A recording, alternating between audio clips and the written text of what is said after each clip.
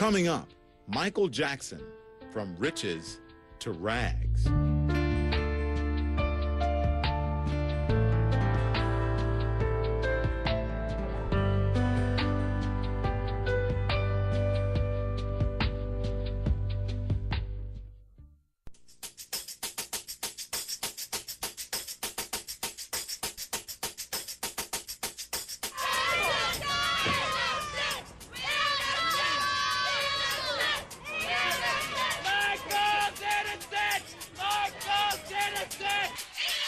The very public trials of Michael Jackson eventually took their toll. I was really struck by the razor stubble, all along his face. It was, he hadn't shaved that morning. Brian Monroe sat down with Michael Jackson in September 2007 for Ebony magazine. The interview would be Jackson's last. The trials hurt him to the core. He felt betrayed. He felt almost abandoned. Even though he was acquitted of his charges, and a lot of people sort of paint him with that brush, but realized he was found not guilty. Jackson needed to put distance between him and the taint of Neverland. So off he went to the island nation of Bahrain. Michael Jackson all but disappeared, and there's a lot of mysterious phases of Michael Jackson's career, but the last three are particularly mysterious. He moved to Bahrain with his kids, then moved back. Bahrain and back again. The king of pop was now a king in debt. A lavish lifestyle and legal woes led him into near financial ruin. After the trial, he had spent a lot of money on lawyers and had very little coming in. He wasn't touring, he wasn't making new records, and he had this towering $270 million debt. And his beloved Neverland was toxic asset number one. Neverland, which cost him around $19 million in 1987, had a staff of about 150 at its peak, and all these carnival rides, exotic animals which required full-time veterinary care. It cost him around $10 million to keep that up at its peak. $10 million a year he could no longer afford. So an auction of his most personal items seemed like the answer, from his sequin glove to a life-size replica of Darth Vader made of Legos. Things ultimately Michael would not give up. He backed out of the auction. So when you're selling your furniture to make money, it's like, yeah, it's not exactly a yard sale, but he definitely felt a dire need for cash. Michael had another money-making trick up his sleeve. I was looking at an old Rolling Stone article from a few years ago, and someone said, you'll really know that Michael Jackson is broke when he announces a big European tour. And that's what happened. I'll be performing the songs my fans want to hear. At the same time he was announcing these shows, he also made sure to say that these were the final shows. This is it. I mean, this is really it. This is the final curtain call. That's not really a comeback when it's your farewell. That was a very odd appearance that he felt it necessary to say, this is the goodbye.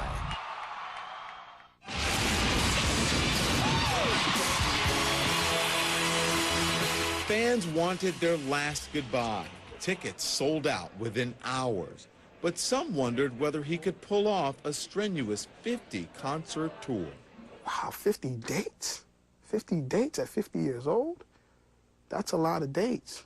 And I was, I kept saying, I just hope he gets a physical trainer, someone to really work him out, to make sure he's healthy and prepared. It's hard looking at the guy being pushed around in a wheelchair, looking so thin and fragile. It was just very difficult to imagine that this was a guy who was ready to come back and do an amazing series of 50 concerts and then more across the world, which was the plan. It just didn't seem possible. But Jackson was born to perform, and the show must go on. I think he spent a lot of internal time reflecting on who he was, where he had been. At the end, he talked about his mortality, and he said that no one wants to be mortal. We all want to be immortal. And the only way that you become immortal is that your work lives on. Jackson, in his last interview with Ebony. Well, let's face it, I mean, who wants mortality? I mean, everybody wants immortality. You want what you create to live, be it sculpture or painting or music or composition. Like Michelangelo, he said, you know, I know the creator will go, but his work survives. That is why, to escape death, I attempt to bind my soul to my work. When we return, Michael on stage the night before he died.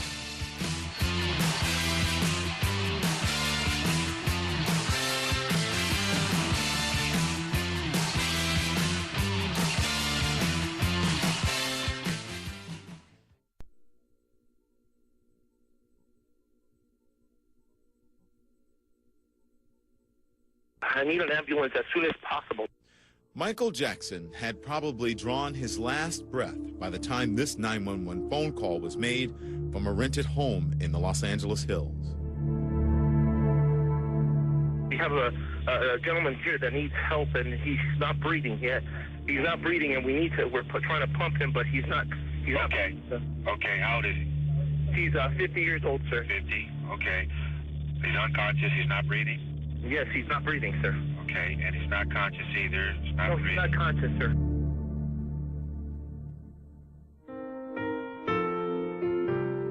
Michael Jackson, dead at the age of 50.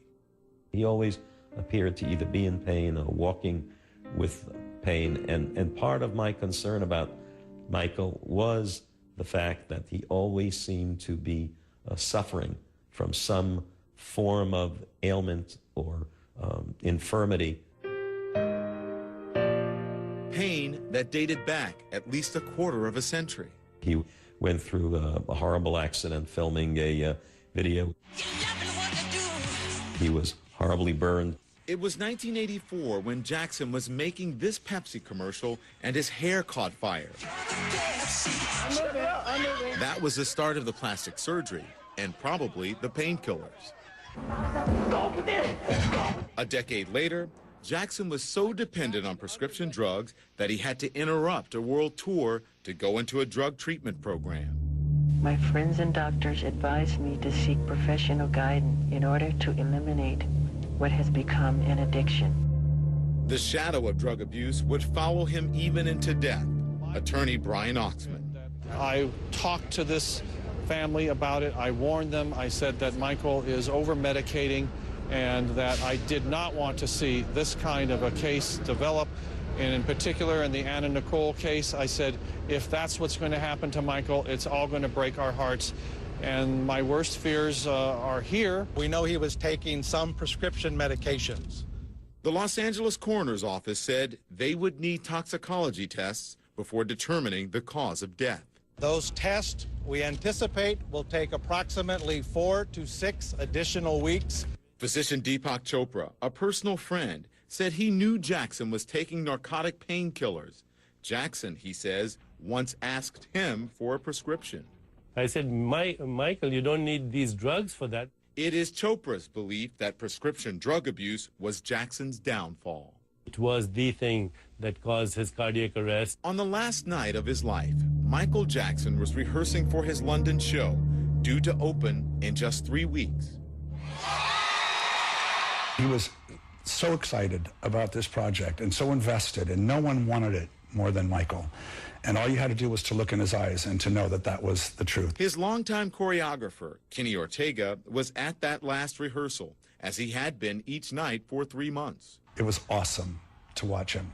You know, it was not like watching, a 50-year-old man returning to the stage. In fact, there were nights where you looked up there and it was like he was timeless, ageless.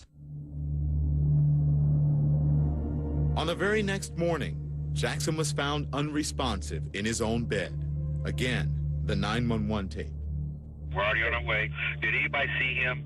Yes, we have a personal doctor here with him, sir. Oh, you have a doctor there? Yes, but he's not responding to anything. No, he's not responding to CPR or anything. A life and legend cut short. He was exceptional, original. He gave the world his heart and soul through his music. That soul was huge. And for us to all pay attention to this one being on this planet as much as we did,